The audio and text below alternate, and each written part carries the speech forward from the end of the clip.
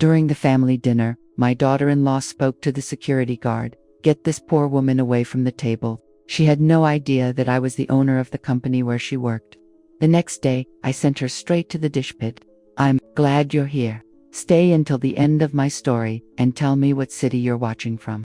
I want to know how far this has reached. I should have seen it coming from the moment I rang the doorbell. Normally, it was my son, Mark, who would open the door with that warm smile that always reminded me of him as a child. But this time, it was Valerie who answered, her perfectly manicured nails gripping the doorknob as if it were her house, as if she truly believed the place belonged to her. "Oh, you're here," she said with that tone she reserved just for me, the one that made me feel like an inconvenience in my own son's home. I clutched the small gift bag I was carrying a little tighter. I had knitted a sweater for Matthew, my grandson, and it had taken me weeks to finish. "Hello, Valerie. I brought something for Matthew for his birthday." She didn't move aside to let me pass. She scanned me from head to toe, her eyes lingering on my black dress, the nicest one I own, though clearly not up to her standards. "Mark is still getting changed. The other guests have already arrived." The other guests? I didn't even know there would be others. Mark had called me last week, his voice tight, the way it gets when Valerie is nearby, and told me it would be a small family dinner for Matthew's 5th birthday. When I finally managed to step inside, the difference was like a slap in the face. The living room was filled with well-dressed couples, their jewelry sparkling under the crystal chandelier. They spoke in those low, self-important tones used by people who believe what they have to say is more important than what anyone else does.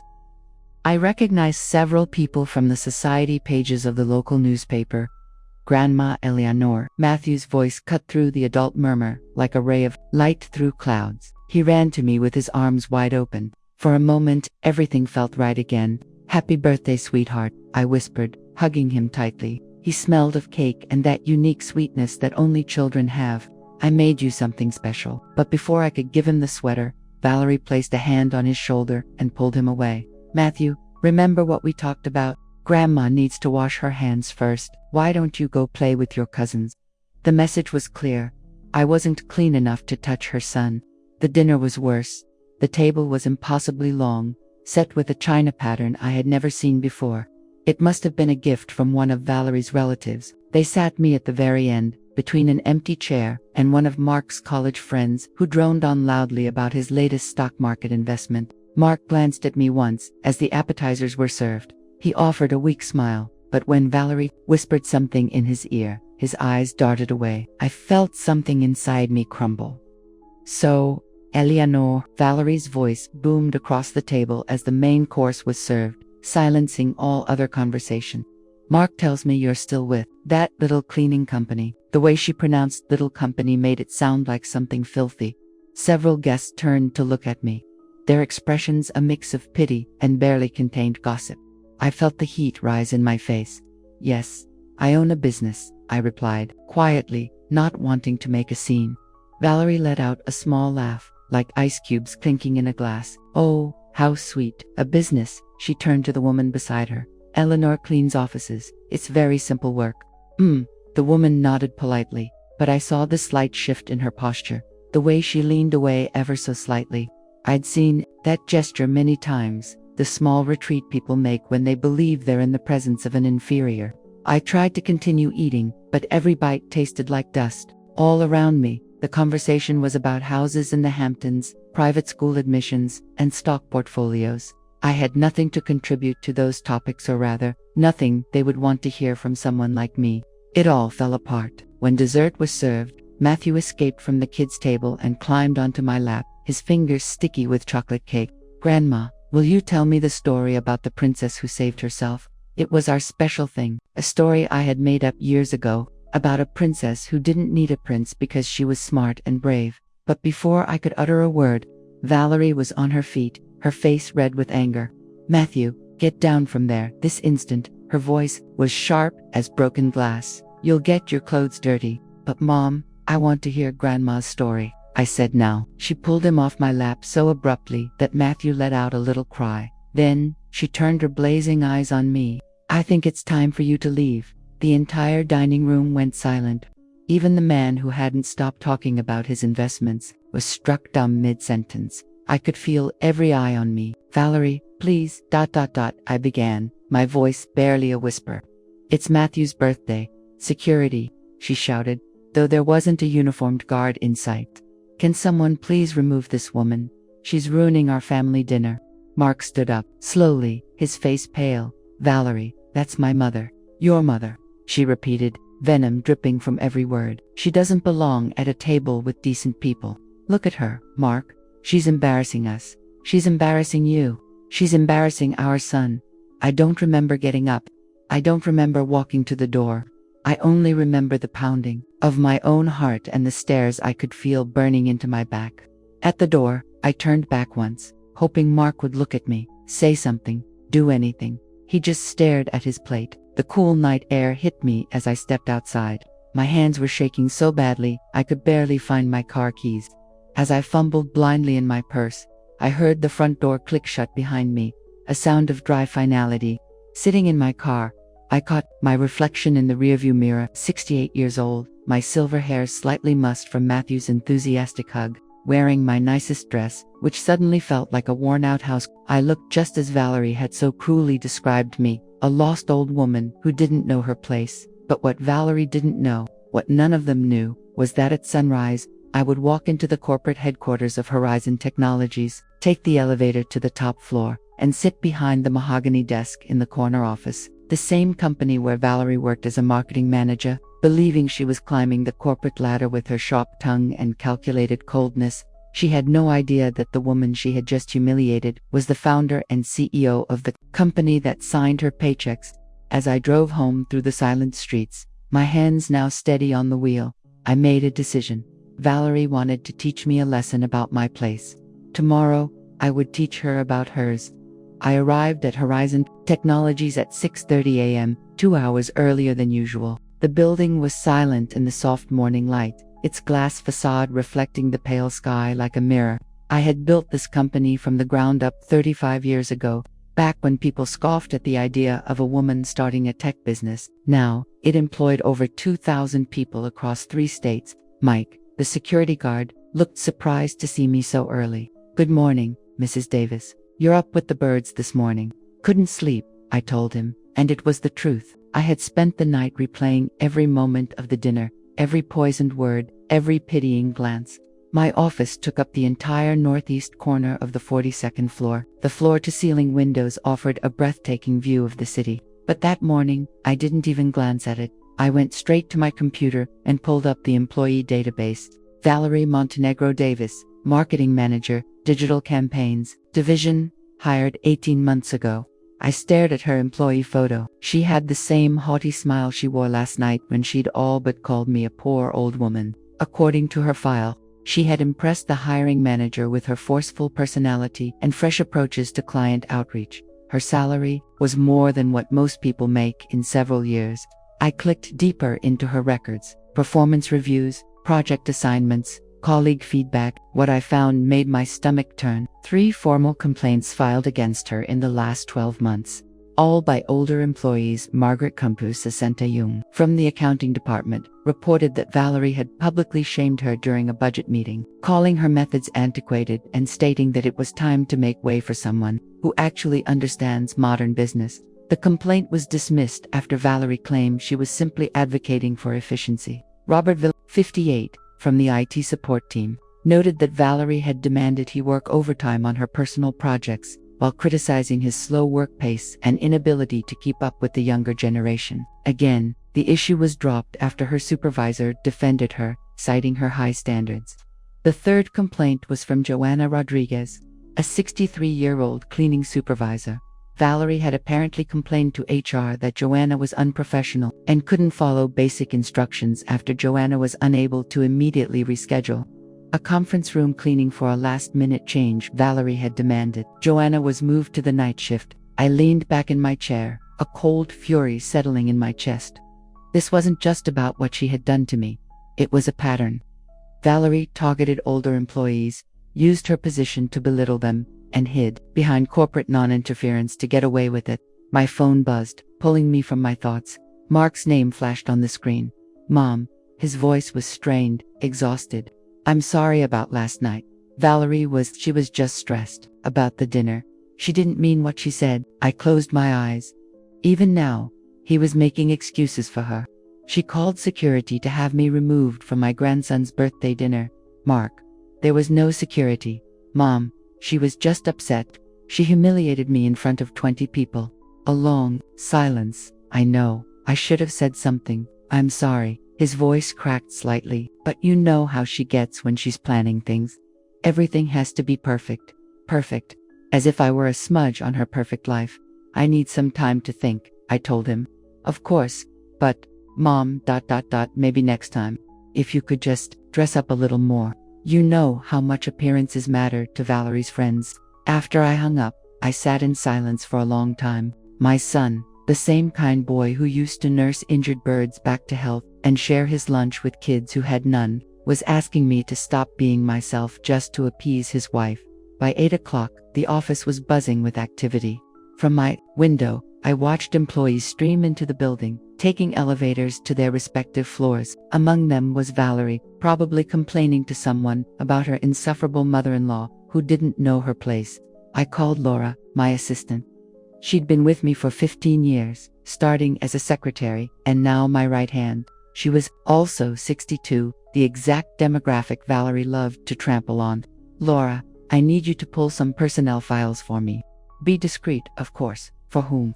Start with a full audit of the digital campaigns division. I want to see everything. Performance, metrics, project reports, internal emails, and Laura, I want you to pay special attention to any documents related to interactions with older employees. Laura paused for a second. She knew me well enough to sense when something was brewing. Should I ask what this is all about? Not yet, but I have a feeling we're about to do some restructuring around here. An hour later, Laura returned with a stack of folders that confirmed my worst fears. Valerie's team had the highest turnover rate in the company, and the pattern was undeniable. Those who left were almost exclusively over 50. Exit interviews cited ageism and a toxic environment, but I had never been notified. Digging through archived emails, saved per company policy, I found one that made my blood boil. Can you believe they're making me work with Joanna on the Ramirez project? The woman can barely use a smartphone. Why are we keeping these dinosaurs around? They're just taking up space that could go to people who actually get the modern workplace. The Ramirez project, a campaign for a new client, had been a massive success for which Valerie had received a hefty bonus, but the core concept had been proposed by Joanna Rodriguez, the 63-year-old cleaning supervisor, during an all-hands brainstorming session that included support staff. I picked up the phone and dialed extension 4247, Human Resources. Jennifer, speaking. Jennifer, this is Eleanor Davis. Come to my office now, and bring the organizational chart for the digital campaigns division. 20 minutes later, Jennifer stood before me, white as a sheet, as I laid out my findings. Mrs. Davis, I had no idea the situation was this severe. Some of these complaints should have been escalated to you. They should have. I agreed. The fact that they weren't tells me the problem isn't isolated to one person. For now, however, I want to focus on Valerie Montenegro Davis. Jennifer swallowed hard and nodded. What would you like me to do? I leaned forward. My decision made. I want her reassigned. Effective immediately. To which department? I thought of Joanna Rodriguez, pushed to the night shift because she was an inconvenience. I thought of Margaret Campos, ridiculed in front of her peers for using methods that had always worked. I thought of Robert Villanueva working extra hours on tasks that weren't his while being called slow and outdated. Food services. The dish pit. Jennifer's eyes widened as if she'd seen a ghost. Mrs. Davis, that's a significant demotion. She almost certainly file a grievance. Then tell her it's part of a new corporate initiative for managers to understand the company from the ground up. Tell her it's a temporary placement while her department is being reorganized, and if she refuses to cooperate. I smiled, but it wasn't a kind smile. Then she can find a new entrepreneurial attitude to market at another company. After Jennifer left, I stood looking out the window from the 42nd floor. Down below, people moved like ants, each absorbed in their own world, oblivious to the decisions that could change their lives. Tomorrow, Valerie would start her day in the basement cafeteria. She would put on a hairnet and scrub pots in industrial-sized sinks, working side by side with the very people she'd dismissed as relics and in the way. She was about to learn what it felt like to be underestimated, to have your worth questioned, to be treated as if you were invisible. And she would do it all without knowing that the woman she'd tried to humiliate last night was the one who now held her fate in her hands. I picked up the phone and dialed the cafeteria manager. There were arrangements to be made. The basement cafeteria of Horizon Technologies was a symphony of noise. The roar of industrial dishwashers, the hiss of boiling pots, the clatter of cutlery. Steam rose from the deep sinks where plates were scraped and sanitized before being fed into the machines. It was the kind of work that kept the entire company running, though it was almost entirely unseen. I stood in the service corridor, wearing a janitorial uniform borrowed from the maintenance department. At 68, I could easily pass for one of the more senior staff members. My silver hair was tucked under a worn baseball cap, and I carried a clipboard. To complete the disguise, Valerie had been down here for 3 days. Through the small service window, I watched her struggle with the high-pressure spray hose. Her expensive manicure was chipped and ruined. She wore the regulation hairnet and plastic apron, her face a mask of contained fury that made her co-workers give her a wide berth. "This is insane," she muttered to Maria, the woman working beside her. "I have a master's in marketing. I managed multi-million-dollar campaigns. And now they have me washing dishes like some kind of ... some kind of what?" Maria cut in, her voice steady. She looked to be in her mid-50s, her hands chapped from years of hard work. "You think this job makes us less than you?" Valerie flushed. "I didn't mean that. I just mean I'm overqualified." "We're all overqualified for something, honey," said Joanna Rodriguez, who was chopping vegetables at the next station. I recognized her from the files, the very woman Valerie had complained about, the one who had been moved to the night shift. Joanna had no idea her tormentor was now standing just a few feet away. "But there's dignity in any honest work." Valerie rolled her eyes the moment Joanna turned away. "Right? Like she would know. She's probably been doing this her whole life." I felt my jaw tighten.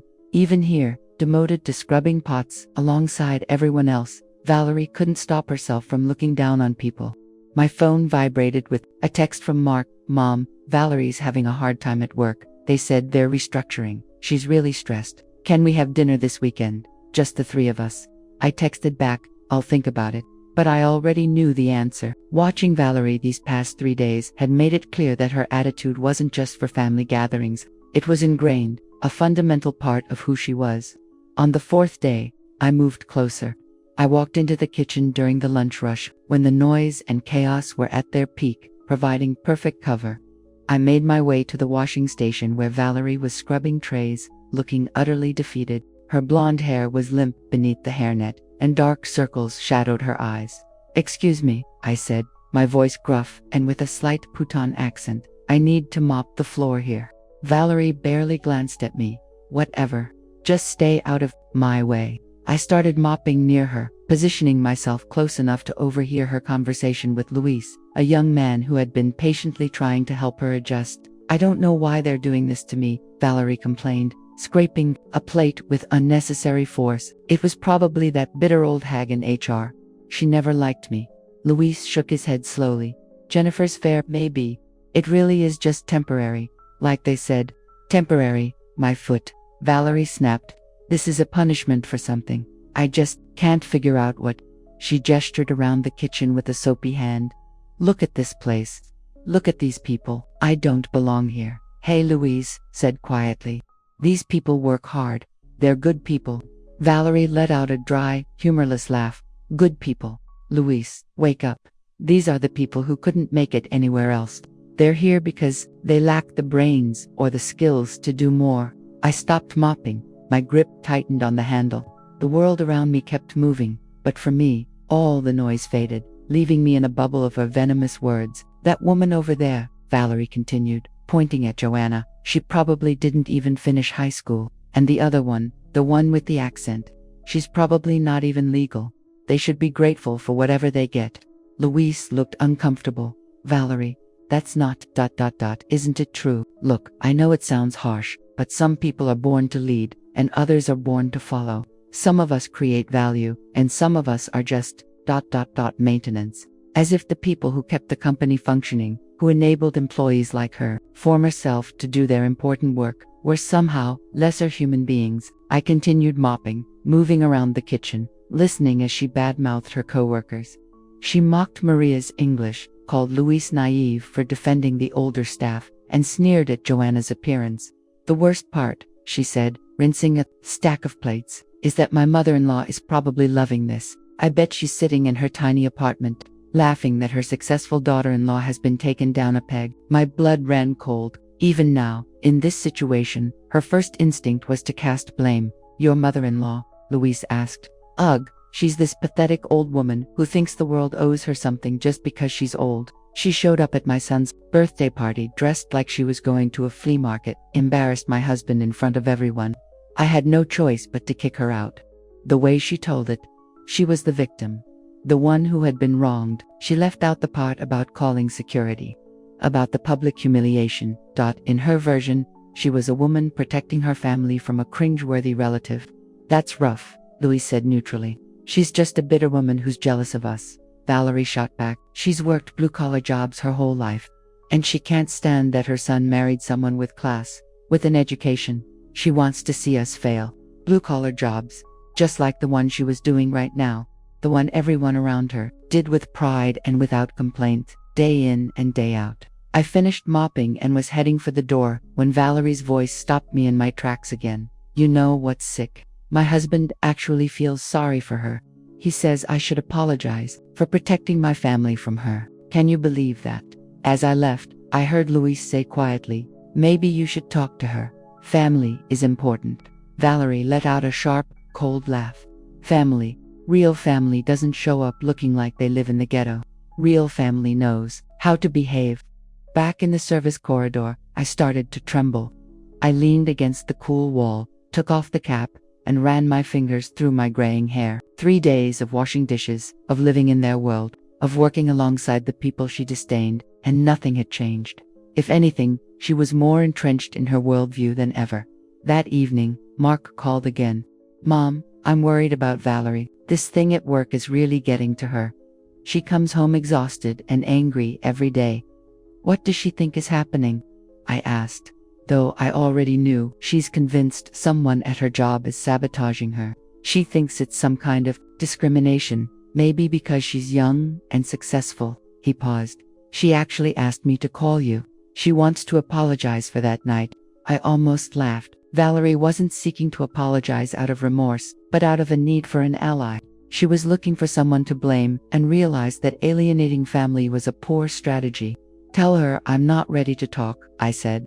"Mom, please, she's really struggling." "Mark," I said calmly, "did Valerie tell you exactly what she's doing in her new role?" "Some kind of rotational program, I think. She's learning different parts of the business. Rotational, not scrubbing dishes, not working alongside the people she'd spent months belittling." Even to her own husband, she couldn't admit the reality of her situation. "I see," I said. "Well, I'm sure she's learning a lot." After we hung up, I sat in my quiet apartment, replaying the image of the woman I'd observed for 3 days. Tomorrow, I would reveal myself. Tomorrow, Valerie would learn that the pathetic old woman she'd ridiculed held her future in her hands. But first, I wanted to see her reaction when she realized that everything she thought she knew about power and status was about to be turned upside down. On Friday morning, I arrived at the office earlier than usual. The decision had solidified during a sleepless night. Observing Valerie all week had confirmed my suspicions. She wasn't learning humility in the kitchen. She was cultivating resentment. Laura looked up as I walked in, noting the purpose in my stride. "How can I help you today, Mrs. Davis?" "Schedule a meeting, Valerie Montenegro Davis, in my office, at 10. I paused at the doorway. "And Laura, make sure she comes up the main elevator. I want her to walk across the entire executive floor." At 10 o'clock sharp, Laura's voice came over the intercom. "Mrs. Davis, your 10 o'clock appointment is here. Send her in."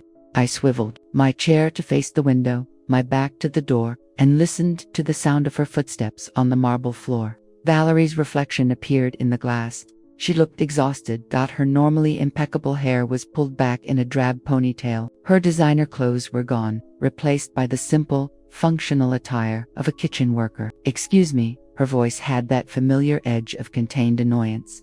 I was told someone wanted to see me about my job reassignment. I don't understand why I was sent to the executive floor. There's obviously been a mistake. I turned slowly, in my chair, letting recognition dawn on her face. Her expression shifted from confusion to shock, and from shock to raw fear. "Hello, Valerie." She opened and closed her mouth several times before she could speak. "You? What? How did you get in here?" "I came in through the door I use every morning," I said, gesturing to the chair in front of my desk. "Please, have a seat. We have a lot to discuss." She remained standing, her face a roulette wheel of emotions, disbelief, then anger, then fear, and something that might have been calculation. "This is some kind of joke. You're not, you can't be, the CEO and founder of Horizon Technologies," I finished for her. "I'm afraid I am. For 35 years, in fact." Valerie sank into the chair as if her legs had given out. "But you, at the dinner, you said you worked for a cleaning company." "I said I owned a business. You assumed it was a cleaning service." I settled back in my chair, watching her. People often see what they want to see, don't they? She was silent for a long moment, her mind clearly racing. When she spoke again, her tone had changed. It was softer, laced with the charm that had no doubt served her well in the corporate world. "Mrs. Davis, I had no idea who you were. And if you had known, would you have treated me differently?" I cut in. "That's an interesting thought. So your treatment of me was contingent on my perceived social worth." Color flooded her face. "That's not what I meant." "Then what did you mean?" She sat up straighter, trying a new tack. "I meant that it was all a misunderstanding.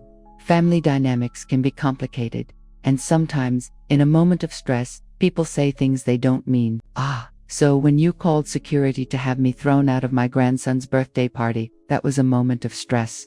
"I was under a lot of pressure with the dinner. I wanted everything to be perfect, and ... and I ruined your perfection." I pulled up her employee file on my monitor. "Tell me, Valerie, does the name Margaret Campos ring a bell?" The change of subject threw her. "Who? Margaret Campos? She's 61. She works in accounting. You shamed her in a budget meeting, told her to step aside for someone who understands the modern world." Valerie's eyes darted around the office, searching for an escape that wasn't there.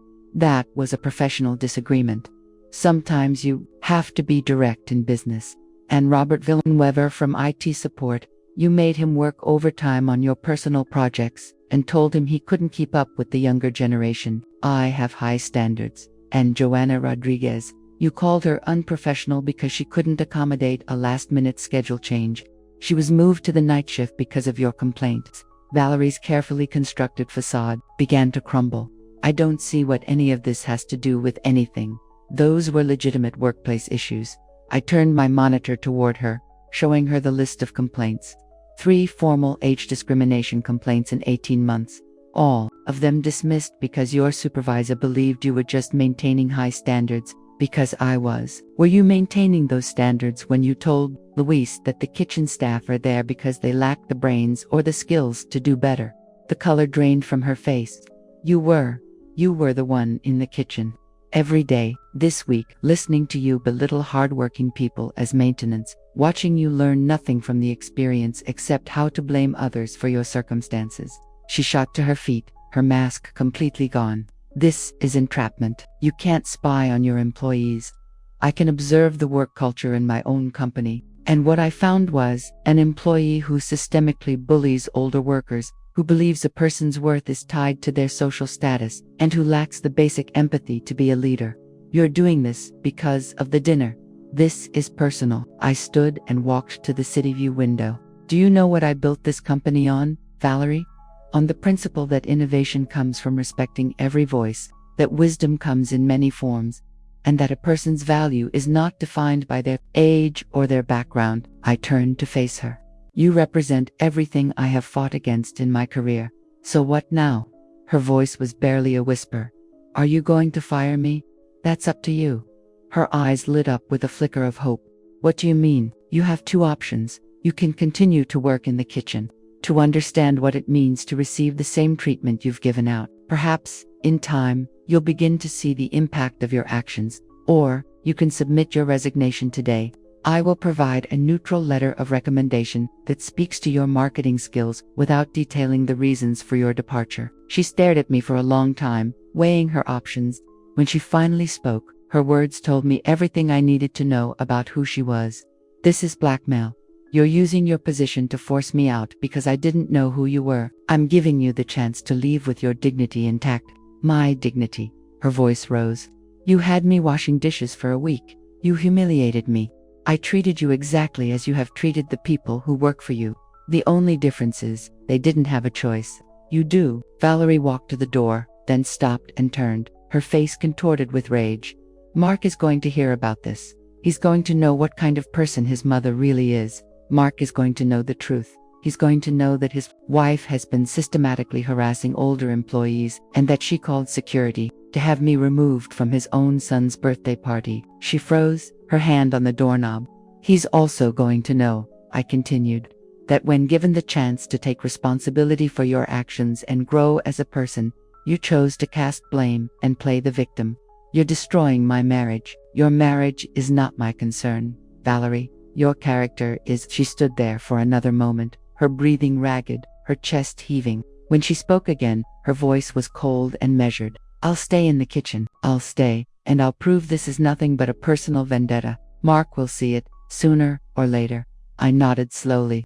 "Find out, report to the cafeteria on Monday morning. Same time, same station." After she left, I sank back into my desk chair, feeling older than my years. I had hoped that the truth would be a catalyst for reflection, a chance for her to change, but it wasn't. She chose to double down, to posture. She would return to the kitchen not to learn, but to endure. She would frame herself as the victim of a vindictive old woman, never admitting that her situation was a direct result of her own actions. My phone buzzed with a text from Mark. "Can we get lunch today? Valerie wants to tell you something." I stared at the message for a long time before replying. "I'm afraid I'm quite busy today, perhaps another time," because I knew what Valerie wanted to say. She wanted to reveal my identity, to use the family connection as a shield against her professional consequences. She wanted to turn Mark against me by painting herself as a victim of my impossible standards. But that conversation would happen on my terms, not hers. And when it did, Mark was going to learn some uncomfortable truths about the woman he married and the mother he failed to defend. This wasn't over yet. The call came on a Tuesday night, 3 weeks after my confrontation with Valerie. Mark's voice was strained, as if he'd finally been forced to accept something he didn't want to see. "Mom, we need to talk. All 3 of us." I set my teacup down, noticing the tremor in his voice. "About what, exactly?" "About what's happening with Valerie's job, about what happened at Matthew's party, about everything." He paused. I could hear muffled voices in the background. Valerie coaching him, no doubt. "She told me who you really are. And how do you feel about that?" A long, heavy silence. "I'm confused. I'm angry. I don't understand why you never told me you owned the company she works for. You never asked what kind of business I ran, Mark. You assumed, just as she did." "That's not the point, Mom. The point is, you've been manipulating her career, punishing her for a family squabble." I closed my eyes.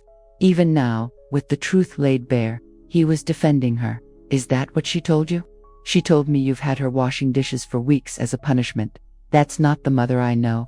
"Then maybe you don't know me as well as you think. Just as you don't know your wife as well as you think." "What's that supposed to mean?" "It means we have this conversation in person. My apartment. 8 o'clock tonight." They showed up 15 minutes late.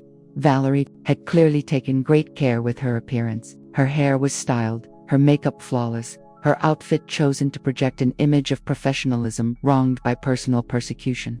Mark just looked exhausted, a man caught between 2 women he was supposed to love but no longer understood. Served coffee in my small living room, the same simple space I've lived in for the past decade. The contrast between my home and their sprawling suburban house was not lost on anyone. "Mom," Mark began, sitting on my worn-out sofa, "Valerie has told me some disturbing things about what's going on at her job." "I'm sure she has," I said, remaining standing, my hands clasped behind my back. "What did she tell you?" Valerie leaned forward, her expression a careful blend of pain and resolve. "I told him that you used your position to humiliate me. That you demoted me to the worst job in the company as punishment for a family issue. A family issue? I repeated slowly. Is that what you're calling it now, Mom? Mark interrupted. No matter what happened at Matthew's birthday, using your company to settle a personal score is wrong.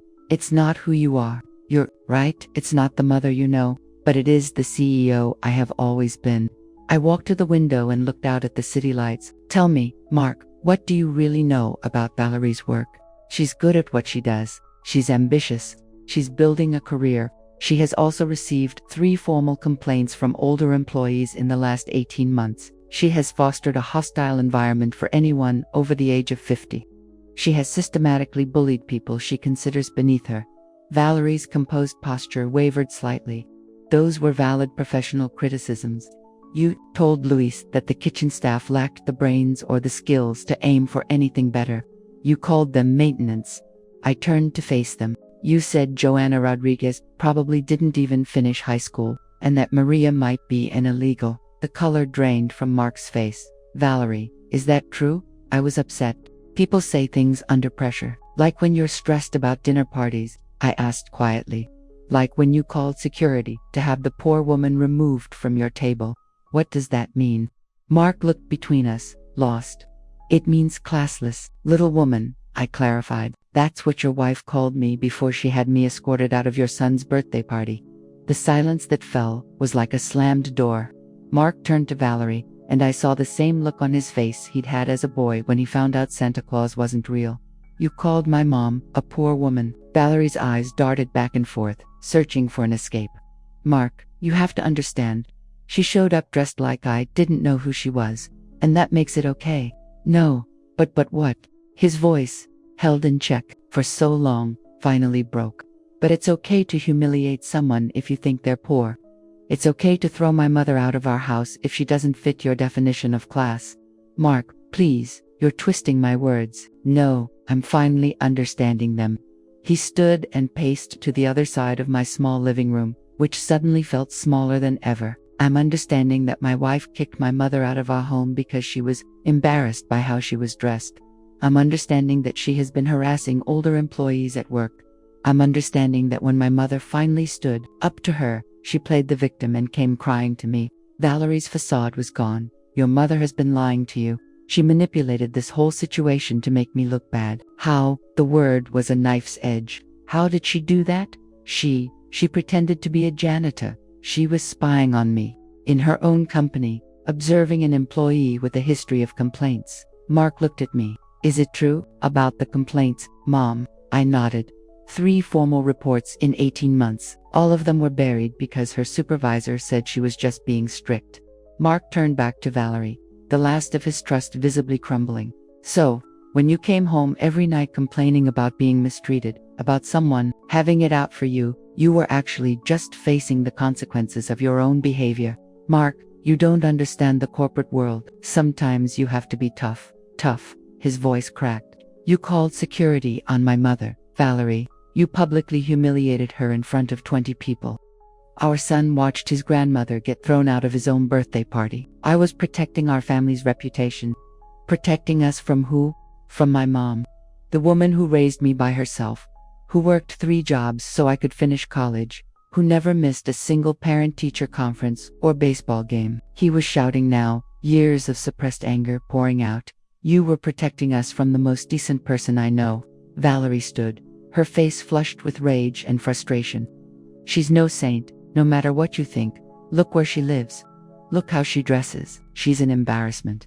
The words hung in the air like ash. Mark faced her, his gaze hard and steady. When he spoke again, his voice was dangerously calm. Get out. What did you say? Get out of my mother's apartment. Get out now, before I say something I'll regret. Mark, you can't be serious. I have never been more serious in my life. He walked to the door and held it open. Go home, pack your things. We'll sort out custody through lawyers. Valerie looked at me, her eyes wide with fear. This is what you wanted, isn't it? You wanted to destroy my marriage. I met her gaze without flinching. What I wanted was for you to understand that actions have consequences. For you to learn that treating people cruelly because you feel superior is unacceptable. I wanted you to find an ounce of humanity, and instead, you ruined everything. No, Valerie, you ruined it. The day you decided my grandson didn't need his grandmother, the day you chose to wound instead of to nurture, the day you forced Mark to choose between his wife and his conscience. She looked between the two of us, as if hoping for a savior, but there was nothing left. She grabbed her purse and walked out the door. This isn't over, she spat. Yes, I said quietly, it is. After she was gone, Mark sank into the chair she had just vacated, his head in his hands. We sat in silence for a long time, the ghosts of past mistakes filling the room. I'm so sorry, Mom, he finally whispered. I'm so sorry for everything, I know. How long did you know what she was really like? I always suspected, but I hoped I was wrong. I wanted to believe that love would change her, make her a better person. He looked at me, his eyes swollen with grief. What happens now? Now, you rebuild. You focus on being the father Matthew needs. You remember who you are, outside of all the obligations you took on. And Valerie, I thought of her options. Leave her job or continue to be humbled in the kitchen of my company. Valerie will find a way to land on her feet. She always has. Mark bowed his head slowly. Can you forgive me for letting her treat you like that? I sat beside him on the sofa and took his hand in mine. You're my son.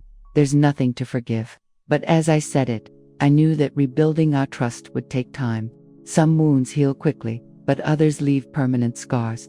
The reckoning was over, but the real work was just beginning. 6 months later, I was in my office on a crisp autumn morning, reviewing quarterly reports that showed Horizon Technologies' steady growth. The sun streamed through the windows, casting long shadows across the mahogany desk where so many decisions had been made. Laura knocked and entered with my coffee and the morning mail. Mrs. Davis, there's a letter of resignation from the Food Services Department on your desk. I knew before I even saw it. Valerie's neat, firm handwriting filled a single page, an immediate resignation citing personal reasons and the pursuit of other opportunities. There was no mention of lessons learned, no sign of remorse, no hint of growth. It was an exit strategy, designed to salvage what little pride she had left. I signed the acceptance form without a second thought. Some people learn from consequences, and some people just endure them until they find an escape route. Laura, please process this today and notify HR, effective immediately. Exit interviews are mandatory for all supervisory positions, no exceptions. The changes I'd made in the last 6 months went far beyond one problematic employee. I had restructured the reporting system so that all harassment claims came directly to my desk. I implemented mandatory sensitivity training for all management staff. And most importantly, I promoted Joanna Rodriguez to a floor supervisor role, where her experience and sound judgment were finally valued. Margaret Campos was back on the day shift with a letter of commendation in her file. Robert Villanueva was now leading a key project to overhaul our IT infrastructure, his years of experience proving invaluable. The culture was changing, slowly but surely. The phone rang, pulling me from my thoughts. Mark's name flashed on the screen. Hey Mom, free for lunch today. Matthew has something he wants to show you. My relationship with my son had been healing, like a broken bone that knits together slowly, needing time to regain its strength. The divorce had been swift. Valerie had moved back to her parents' home in another state, as if starting over in a new place was better than facing the fallout in a city where the truth was known. Of course, sweetheart, our usual spot. Actually, Matthew wants to have a picnic in the park. He's been practicing something for you. An hour later, I was spreading a blanket under a large oak tree as Matthew scrambled across the playground, his laughter echoing in the autumn air. Mark looked more relaxed than he had in years. A weight lifted from his shoulders. Mom, look at me, Matthew shouted, hanging upside down from the monkey bars with the fearless confidence of a small child. Be careful, my love, I called back, my heart swelling with the simple joy of being allowed to worry about him again. Mark settled beside me on the blanket, pulling sandwiches from a crumpled paper bag. He asks about you every day. When is Grandma coming over? Do you think Grandma will teach me how to bake cookies? Can Grandma tell me the princess story? And what do you tell him? I tell him Grandma is busy building castles and fighting dragons. He smiled, and it was the first truly genuine smile I'd seen from him in years. He says you're the strongest person he knows.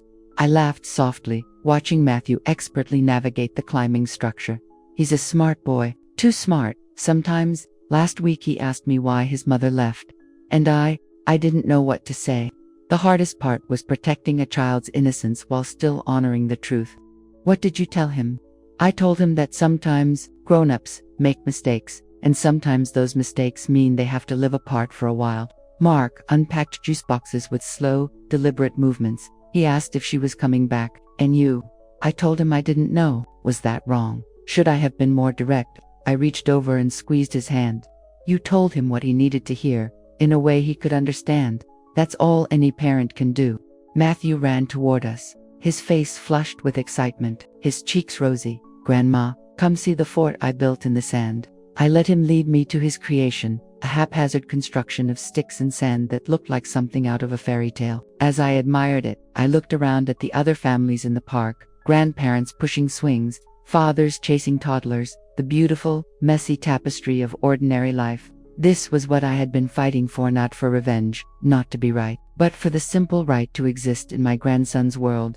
To exist without apology. To be loved for who I was, not who someone else thought I should be. That evening, after Mark and Matthew had gone, I sat in my small apartment, looking at the photos on the walls. The old ones were there. Matthew as a baby. Mark in his graduation cap. Holidays from before Valerie entered our lives. But now there were new ones, too. Matthew and me baking cookies, huddled in blanket forts, reading stories.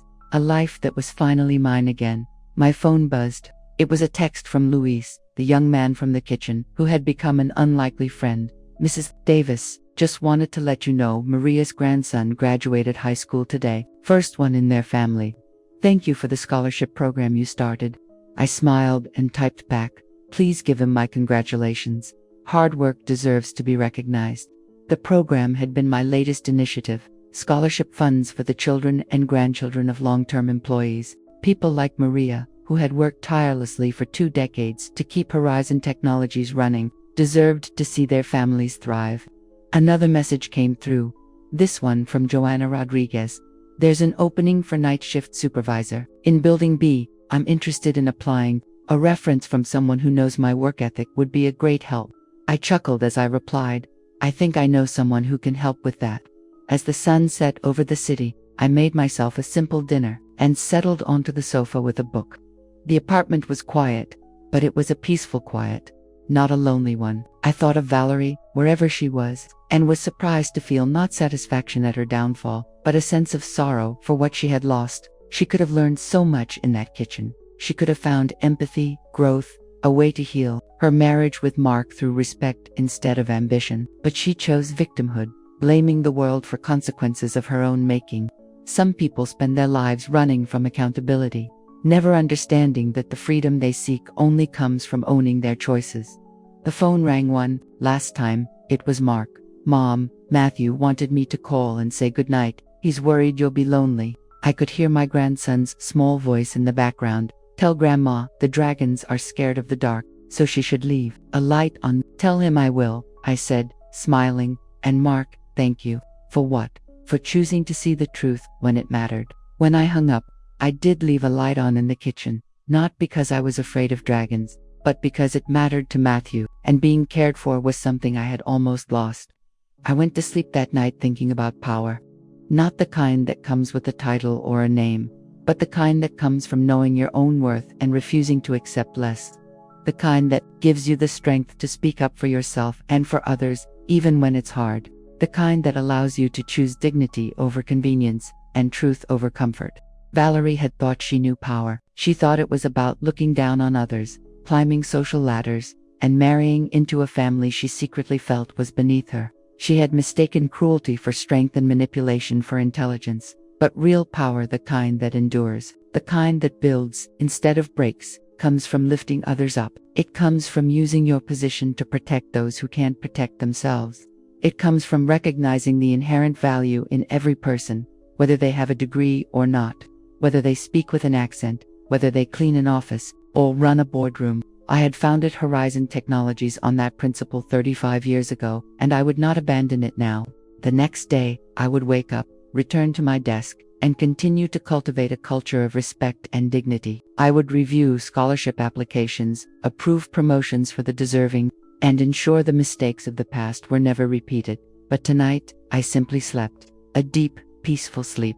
The sleep of someone who had fought for what was right and won, not through vengeance or punishment, but through quiet strength, patient action, and an unshakable belief in the simple, profound idea that every human being deserves to be treated with humanity. I had reclaimed my place in my company and in my family. I had protected others from suffering the same indignities I had endured, and most importantly, I had shown my grandson that his grandmother was, indeed, powerful. Not because she knew how to hurt, but because she chose to heal. That is the only kind of power that lasts. The kind that creates light instead of shadow. The kind that lets you close your eyes at night, knowing you did the right thing. This story is based on true events. The names and locations have been changed to protect the identity of the person involved. It is the story of a mother who sacrificed her entire life for her children and grandchildren, only to be disrespected, used, and cast aside. But when she had nothing left to lose, she rose up, and this time, she lived for herself. We don't tell this story to judge, but to make anyone who hears it stop and think, how many mothers are suffering in silence inside their own homes? Now, I'm curious about you, the one listening to my story. What would you do if you were in my shoes? Have you ever experienced something similar? Let me know in the comments below. In the meantime, I'll leave 2 of our channel's other favorite stories on the end screen for you, which I'm sure you'll find just as surprising. Thank you for staying with me until the end.